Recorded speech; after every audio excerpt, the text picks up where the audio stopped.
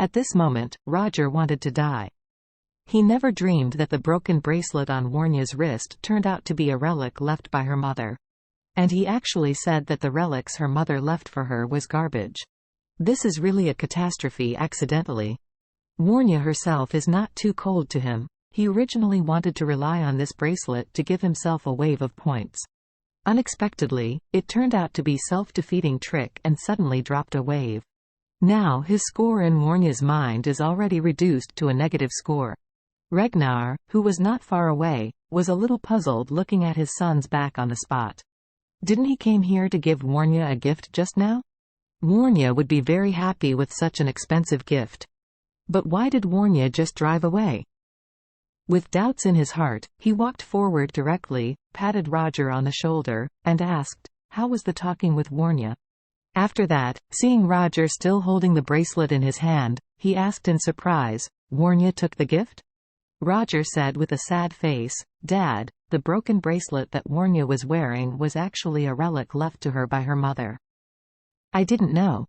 She also said that the bracelet was quite rubbish and not worthy of her temperament. FCK." Ragnar was also surprised.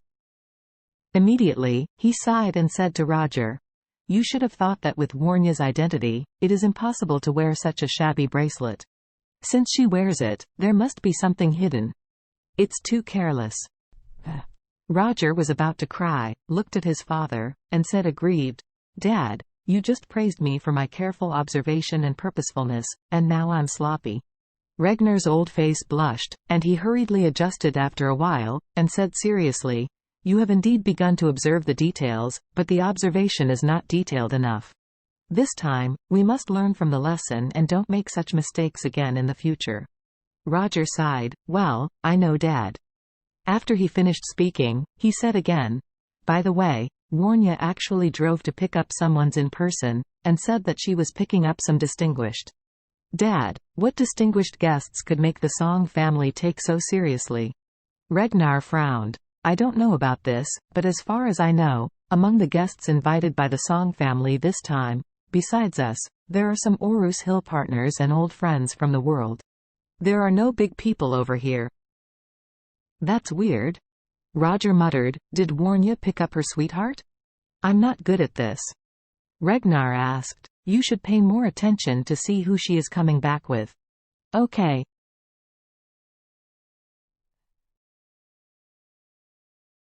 At this moment, Warnya was driving to Charlie's home. Grandpa's birthday banquet, she should have helped at home, but she really missed Charlie, so she was thinking about picking him up personally, so that she and him could be alone on the road for a while. If Charlie arrives at Song's house, when the guests are around, there will be no chance for her to speak privately with him. Hearing that she went out to pick up Charlie, the old master Song naturally agreed without hesitation. Although Charlie is now married, he still regarded Charlie as the future son-in-law of the Song family. On the way, Warnya took out her mobile phone and prepared to call Charlie. Since today was the weekend, the family got up late, so Charlie prepared breakfast before 10 o'clock and put it on the table. Claire came out of the bedroom, stretched his waist, and asked Charlie, "Are you busy today?" Charlie said, "I am going to a friend's birthday banquet at noon." After speaking, Charlie asked her, "Wife, are you okay?" Claire nodded and said, "I want to buy something, but if you have things to do, I'll ask Elsa." Charlie said, "I'm sorry, my wife, you go with Elsa first, and I will accompany you the next day." Claire smiled slightly, "Well, okay."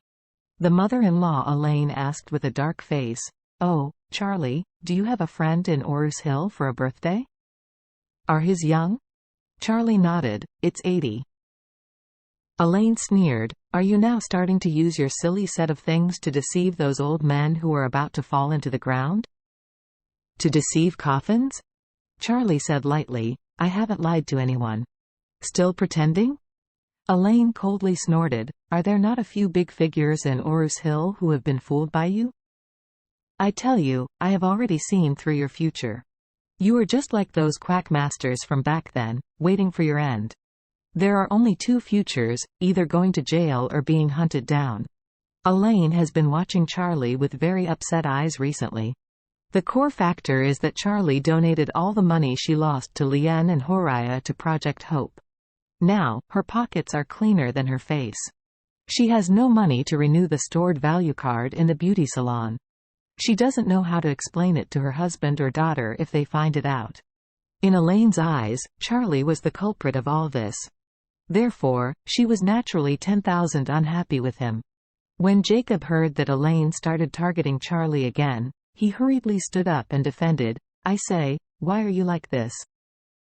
What did Charlie do, the old running man? How good Charlie has been during this time. What a shish, tea." Elaine didn't know that when Jacob had a classmate gathering some time ago, he leaned on Charlie to pretend to be a force, and he was grateful for Charlie's gratitude. Seeing her husband taking side of Charlie, she immediately cursed, "Jacob, don't be fooled by this guy. Otherwise you don't know if you will be sold by him." Jacob was too lazy to talk to her. Instead, he handed his BMW car key to Charlie and said, "Charlie, Dad has reserved a box in Classic Mansion tonight, and I will have a meal with the leaders of the Calligraphy and Painting Association. 2 cups, I can't drive, just take the car key and pick me up at Classic Mansion." Charlie nodded, took the car key, and asked, "Dad, what time will I pick you up?" Jacob said, "We have an appointment for dinner at 7 o'clock. It will be over around 8:30 to 9 o'clock, so you can come to Classic Mansion at 8:30. "Okay,